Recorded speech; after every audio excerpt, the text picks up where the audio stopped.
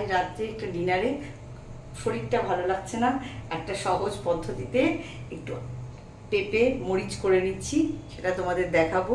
ওটাই আমি খাবো বলে এই যে গরমে অল্প তেল দিয়েছি, তার মধ্যে পেঁপেগুলো কেটে একটু আলু দিয়েছি অল্প, সামান্য, একদম সামান্য, পেঁপেটা খুব বেশি পরিমাণে ভালো লাগবে খেতে রুটির সাথে।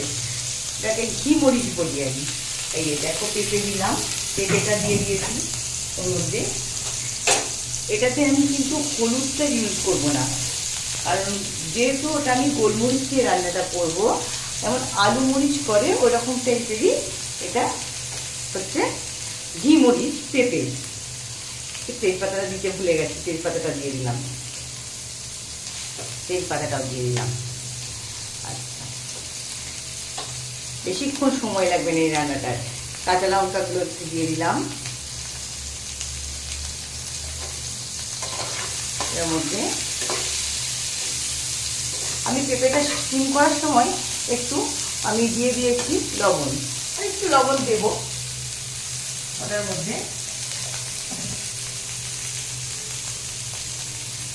একটু লবণ দিয়ে দিলাম,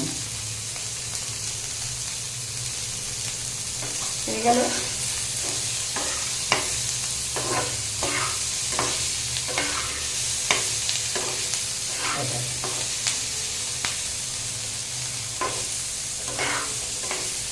রুটির সঙ্গে এটা খেতে ভালোই লাগে। এটার মধ্যে একটু ধনেপাতার কুচি দিয়ে দেবো, এই যে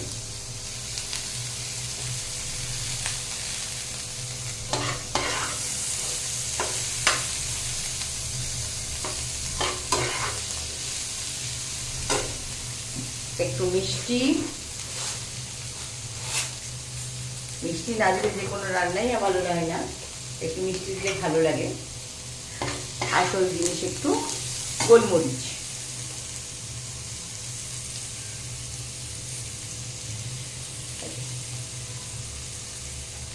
এটা দিলে তবেই এটা টেস্টটা।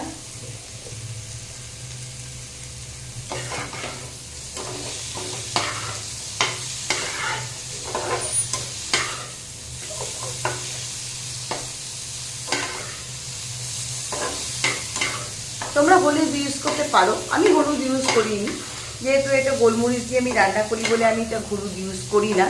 হ্যাঁ, তোমরা মনে করলে এটা হলুদ একটু ইউজ করতে পারো, এটা নিজেদের মনের ব্যাপার, ইচ্ছের ব্যাপার।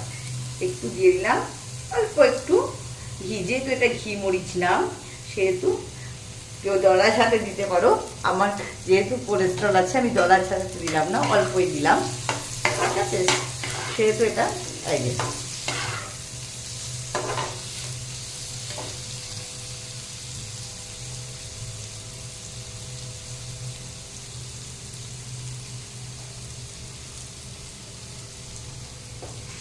জল দিয়ে দিলাম অল্প, একটু ভালো লাগবে এরকম করে খেলে, নরম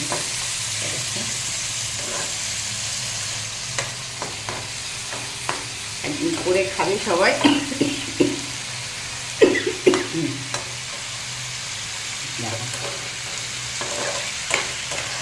মোটামুটি আমার রান্নাটা শেষ। আর কিছু করতে হবে না, বন্ধ করে দিচ্ছি। এবার নামিয়ে তোমাদের দেখাচ্ছি কেমন হয়েছে এটা দেখো। ভালো লাগলে আমাকে কমেন্ট করে জানিও।